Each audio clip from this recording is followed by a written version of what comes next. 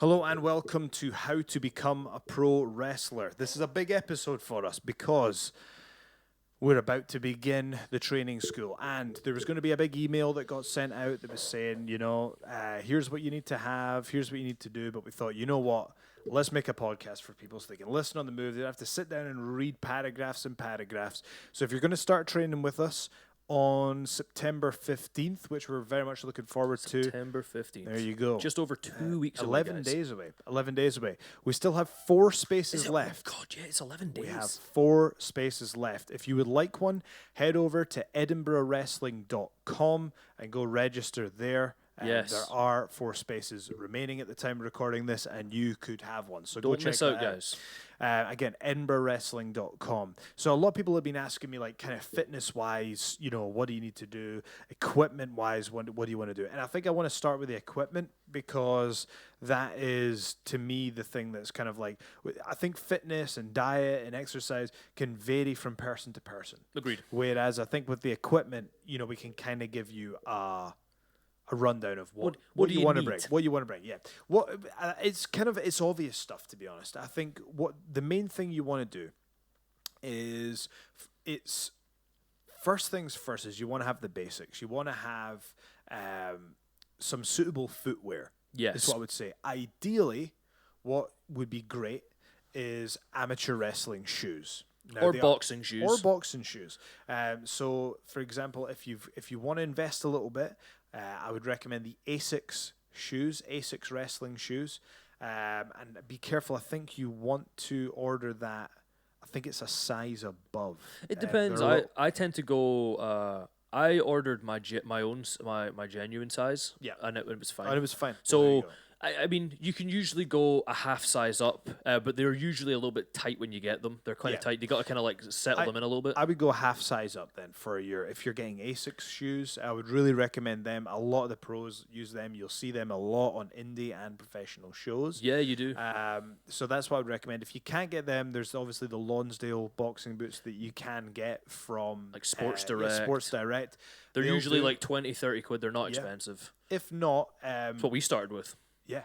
If not, you can use suitable trainers. So I would recommend Clean trainers. Yes, clean trainers that you have not worn outside that don't have a massive sole on them. Like Yeah. a massive support sole. You don't want it like the big bubble in the back of it.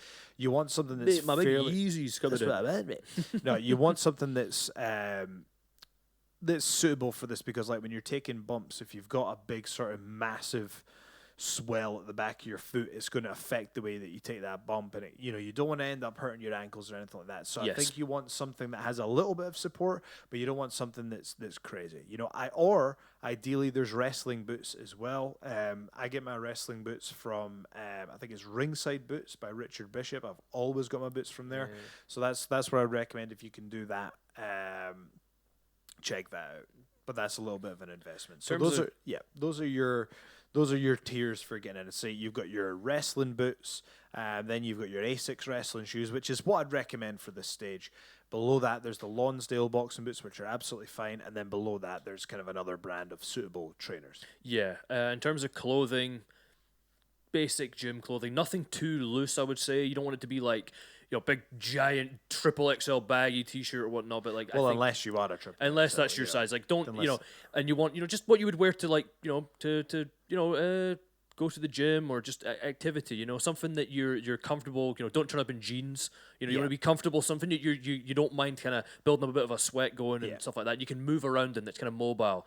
You don't want anything that's going to kind of restrict your mobility. So whatever you would wear for the gym, that's probably what you want to Basic, bring yeah, here. I would also bring a bag with a spare T-shirt. t-shirt in Just it, in at case. the least. Bring a towel as well. Towelly, South Park rules. Yep, totally. Don't forget to bring a towel. Totally. Bring a towel, and another massive thing. Bring a big bottle of water. Yes. That's what I would say. Water, huge thing. I got one right here for this podcast. You can buy this prestigious water at.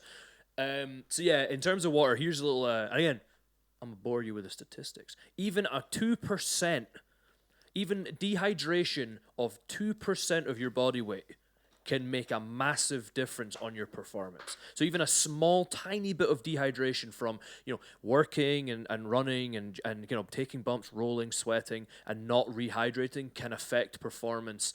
So make sure that you are staying hydrated, guys. It's a huge, huge thing.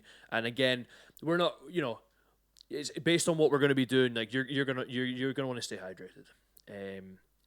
Other than that, I think there's nothing else major equipment wise that you'll need. If you want, once we start kind of going into the more complicated things, if you want things like knee pads and elbow pads Personally, and things, I would recommend knee pads. Yes. I would recommend knee pads. knee pads definitely. You can pick up like the volleyball ones from like Amazon or you can pick up just basic ones just to get you started, just for your almost like your training knee pads. Basically, the ones I use, I have custom knee pads, but underneath the custom patterns are trace knee pads. Yes. They're volleyball knee pads.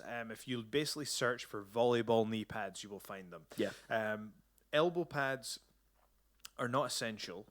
You can have them if you'd like, but the knee pads I think are going to serve you well. I would, to be honest, Long with you, term, yeah. Yeah, I'm not going to say it's essential, but we're not going to have you do anything that's going to irritate your knees in the first part of training. But I think that would be good for you to have. So go get trace knee pads are great. I think the McDavid ones are good as well. McDavid ones are the ones I use. They're very, very good. You can kind of get the very similar volleyball style ones, or you can get like the sleeve style ones that I use. They've served me really, really well, protected my old knees. But at the end of the day, right now, we're not doing shows, we're training. So any sort of knee pads you can find will be absolutely fine for now.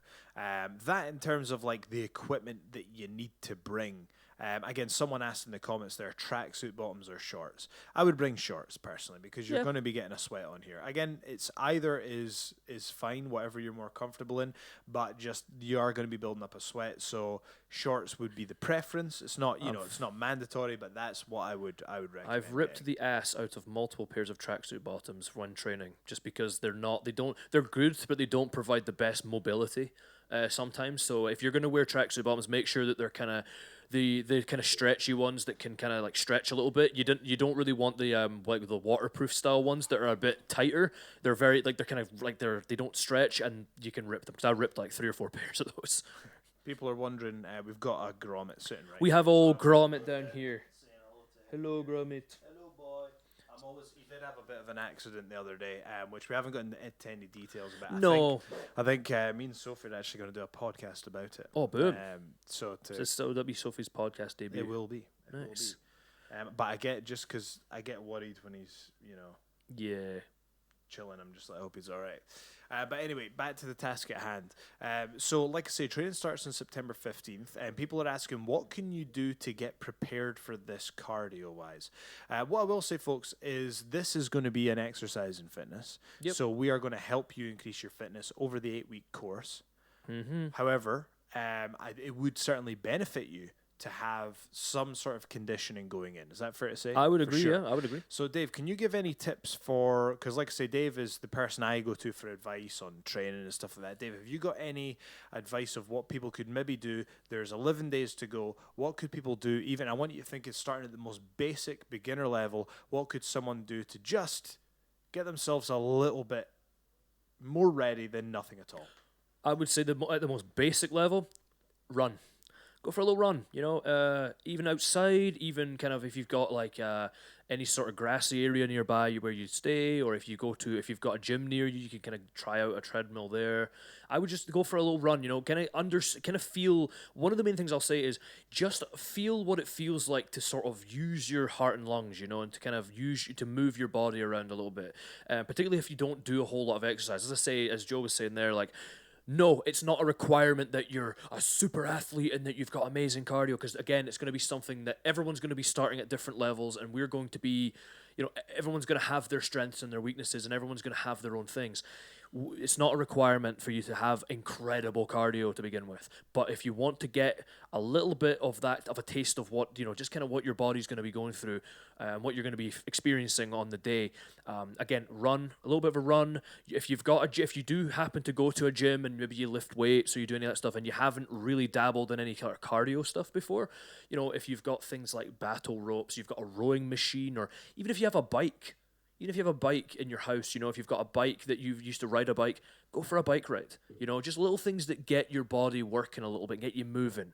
Because you're going to be moving your whole body when you're wrestling, and that's what I would say. I would say kind of just on the simplest level. As I say, Even a little jog or even like a brisk walk is still going to be better than nothing. Yeah, absolutely. As I say, just getting you going. Just getting you going. Understand what it's going to feel like. There you go.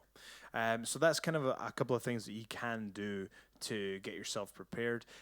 Next thing I'm going to talk about, there's a little bit of, I've heard varying opinions on it. Personally, I feel that having a notepad helps. Yes. I've been told by someone very high up in the business who I have very much respect, who I take a lot of what I've learned from. But this person told me not to have a notepad because you don't have a notepad in the ring. Now, I do accept that to a certain point, but at the very basic level of training, I think having that to look over certainly helped me traveling back from wrestling. So when I was on the bus or the train on the way back, having that helped. So I would personally recommend that you bring a notepad with you. That's what I'm saying. I would say a notepad and a pen would be ideal, because even just writing things down, it'll ingrain it more into your brain, the fact you're having to now write down things and then you can read back over it. Like, as I say, nothing that we're going to be doing is going to be over the top complicated, but it's just for being able to revisit and look over again. Yeah, I would highly recommend that. Also, when you come along, what would be great is, I think you need to decide what you want to get out of this course. Yes. So you need to decide, and you don't have to decide right away. You might decide as you go, but we would like you to, we want to know what your goals and your ambitions are. So, for example, are you learning to train wrestling because you're passionate about it and you want to do it as a hobby, or are you thinking this could be a career? Now, don't get me wrong, these things can change as we go, and that's absolutely fine. Absolutely. But any sort of indication that you can give before you start training, it means that we can really gear your training towards you. So, for example, if you're saying this is just a hobby right now and I want to see where it goes, cool, then maybe we're going to, that will affect how hard we're going to push you. Whereas if you're someone that says this has to be my career, then I'm going to say, well, actually, we need you to do more sit-ups than that. We need you to do more drills than that. We need you to do X, Y, and Z if you want to be a professional, because the competition is fierce. Whereas if you're telling me this is for fun, then we're going to make it fun. If it's your job, it's still going to be fun, but the focus is going to be on how can we get this to the next level in that dream, and we'll do our very best to prepare you for the next stages. So that's kind of, I would really like it if you could come with some sort of idea of what you want to get out of the course. Also, it's completely fine.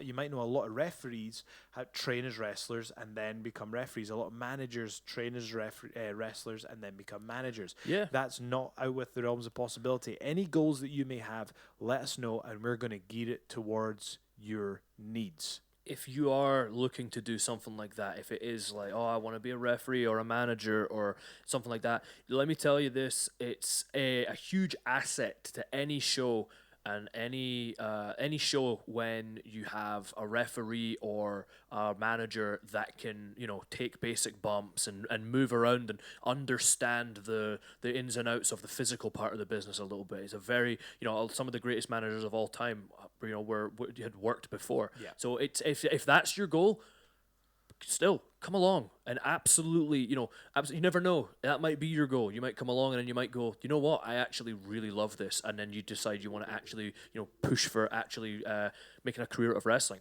As I say, things will change.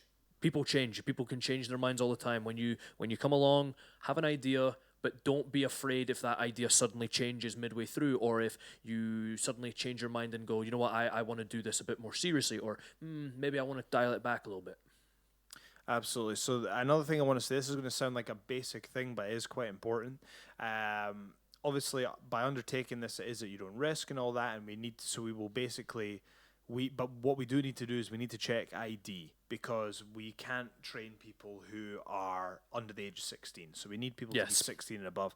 And rather than single people out who we think might be or whatever, it's just easier for us if everyone provides identification. And then so we can do that, we can get you signed in, and we can get moving on from there. So things like Driver's license, provisional driver's passport, license, like all passport. that's absolutely Yeah, just like that. Another thing I'll mention that I think is very, very important. Again, gets talked about in kind of sometimes kind of hygiene, guys. Hygiene. Make sure you're having a shower before you come in. Make sure that you've had that, your hair is clean, that your clothes are cleaner and things like that, because you're going to be grappling with people. You're going to be locking up and getting kind of close with people, and you want to make sure that you're at least somewhat kind of clean, and that you've done your best to sort of not be all smelly there. So try that. Just nice, and make sure that your hygiene is in check. Yeah. That is something that's always been an issue in the kind of training stages in wrestling, because like I say, I would never tell someone how to look after themselves, but like you say, when you are in close proximity with people before you start training, that is things like something that you probably want to think about. Well, we want to think about things. There's a lot of things, especially with a lot of body contact, that can be passed and things like that. So you just want to be very careful of that stuff. But like, as I say, we'll when you get there, we'll do what we can to smarten you up to all that stuff and let you know about these things. And again, the little things that you might not know about yet, all that stuff will be covered. So don't worry about that too much. What else are you thinking, man?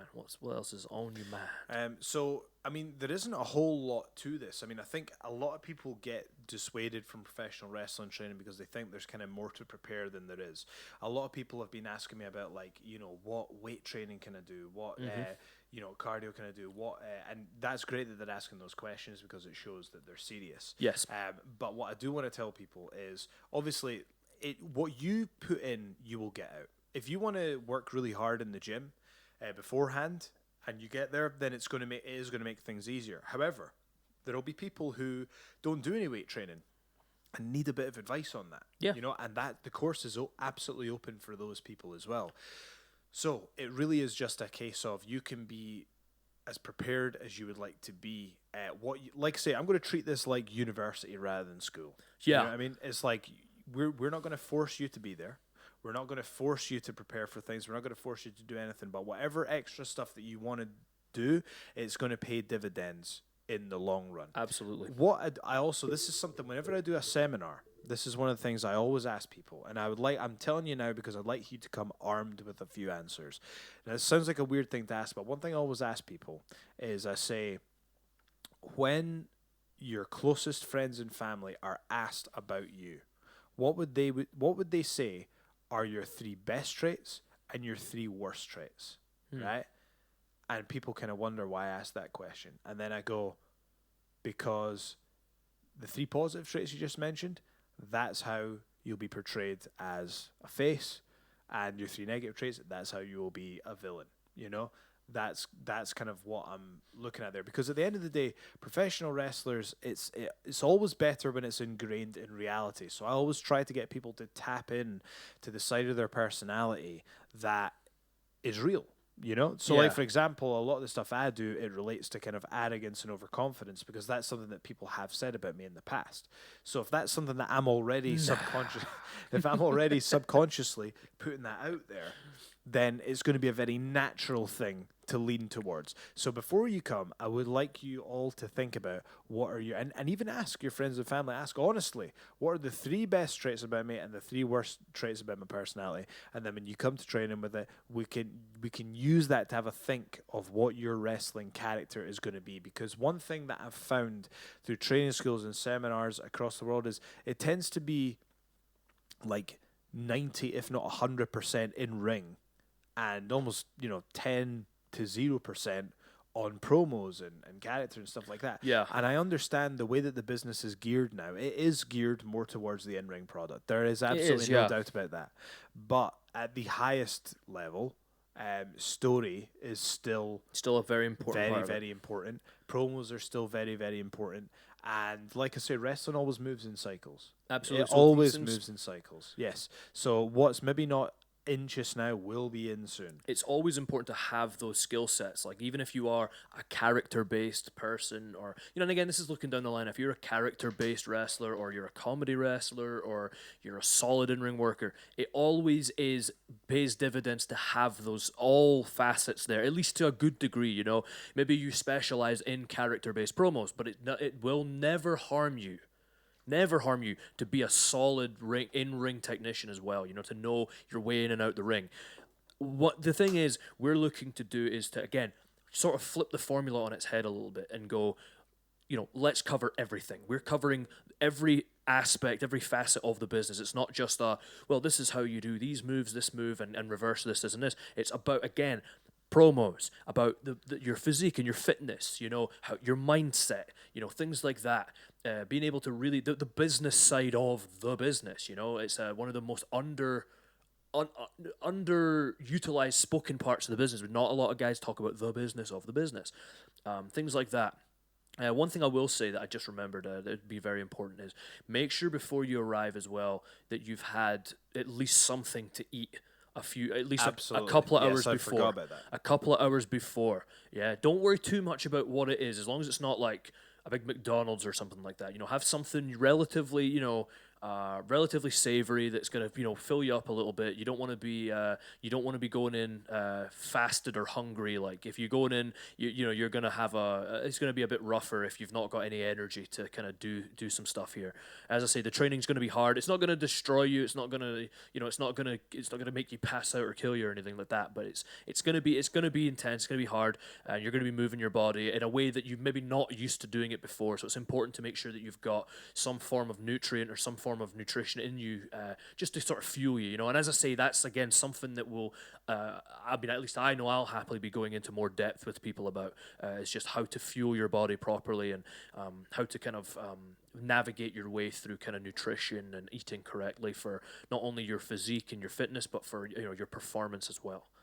Absolutely. Again, that is one thing I had forgotten about as well. And Good thing I'm here. I know. And there have been times where I've eaten too soon before training. Yeah. And I've thrown up before. Yep. Because I've done that. I've been there. So just be careful of that as well. I think, like you say, you want to be hydrated and stuff. I think hydration is very important. Yeah. If there's, that is a major thing, is having water with you, because 100%. Yeah, it's gonna be needed. As I say, none of these things are quote unquote, necessary, other than maybe the ID.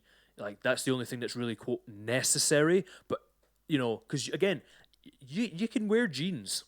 You can wear jeans. You can't wear jeans. We're But not going to allow jeans. I would 100% not wear jeans, because after you do 10 minutes worth of the warm up, you're gonna hate yourself. Don't bring jeans. We Yeah, will don't- not allow jeans. You're not gonna. Okay, cool. So you're actually gonna. Yeah, we will not allow jeans. Yeah. So I think, to be honest, if you're a wrestling character that has jeans, like an Orange Cassidy or something like that, fair enough. I think he has jeans, but yeah, that's fine. That's a different. At the moment, thing. we're not really worried But too much yes, about but that stuff. for training, just let's be sensible about the stuff. Yes. Basically, if you were to show up to a personal training gym session, What would you wear? what would you wear? What would you have? What would you be doing? Yeah. What would you be thinking?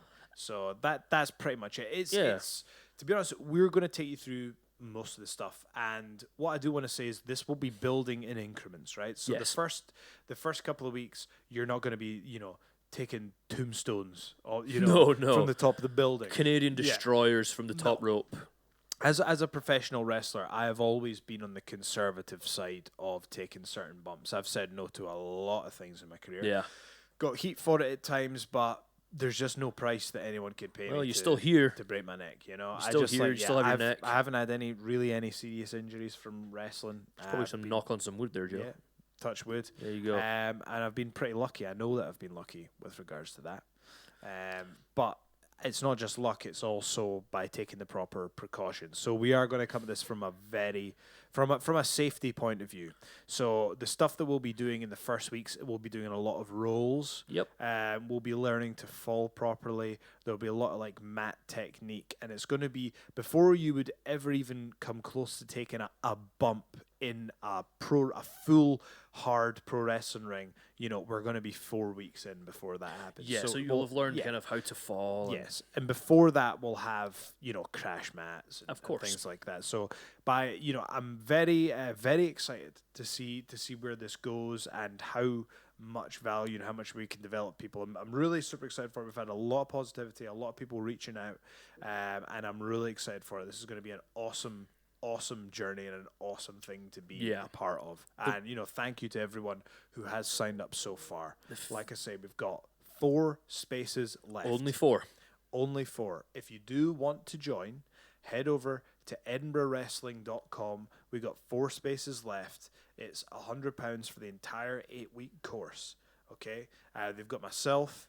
We've got Dave, who's a specialist, runs his own personal training company. He's going to be guiding you with your kind of your fitness and your nutrition goals. And for those of you who enjoy a kind of high flying style of wrestling, Lewis is very going to be contemporary. Yes, a contemporary style of wrestling. Lewis is going to be on hand to help with that. And like I say, we're doing this Ultimate Fighter style. This is like, in terms of the coaches, these are my coaches. Dave and Lewis are the people I go to when I need to take my stuff to the next level. I go to Dave when I have questions about fitness and nutrition. I go to Lewis when I need some cool new moves. And then hopefully I'm kind of the anchor between the two of them who can provide like that solid wrestling foundation and the promo skills and stuff like that. But what I will say is we're going to, between the 3 of us, over the 8 weeks, we're going to gear this completely towards your goals. So the more that we know about what you want to get out of this, whether it be as a hobby or as a profession, the more we know about that, the more info that you can give us,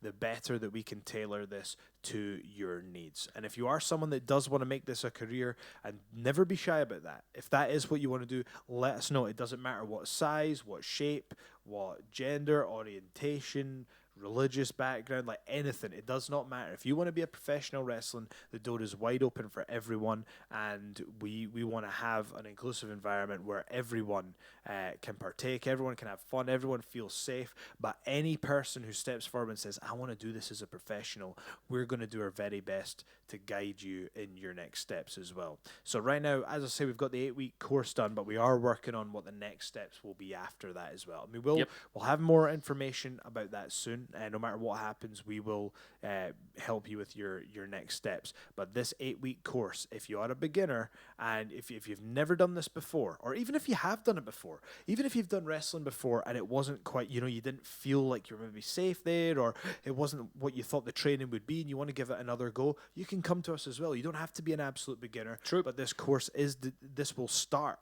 for people who are absolute beginners as well. So everyone is welcome. It's edinburghwrestling.com. We've got 4 spots left.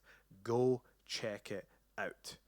Dave, before we round this up, is there anything else you want to add? Yeah. Is there anything you can pull in from your personal training side of things that you think people should maybe think about before they start pro wrestling? The one thing I will say, and this is going to be a normal thing for everyone, is you're going to feel you might feel a little bit nervous about it. It's a new environment, it's new people and things like that. That's normal. What we're going to promote is a very safe environment where you can have fun, where you can learn things, where we want this to be an enjoyable experience for everyone involved. And again, based on comfortability and just feeling safe to be yourself, and safe to say things like step up and go, well, I want to be a world champion someday. Well, hell, I said that in my first. Yeah, few you weeks. did. Yeah, yeah, you did.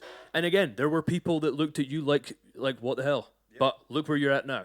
And it's just, again, like Joe was saying, anything. We want you to come in and open up and be comfortable with who you are, and tell us about yourself, and let us learn about you and what it is you're looking to get out of it. As I say, professional wrestling is an environment that doesn't have a whole lot of publicity from a training point of view.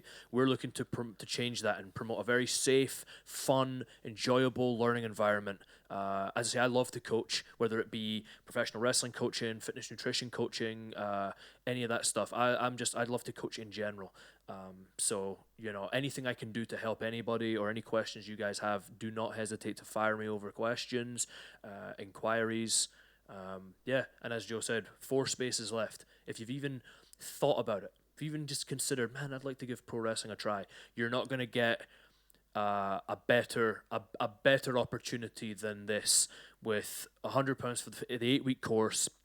The level of coaching you're going to get, the in-depth nature of what we're doing, and the complete kind of covering every basis of what we're doing.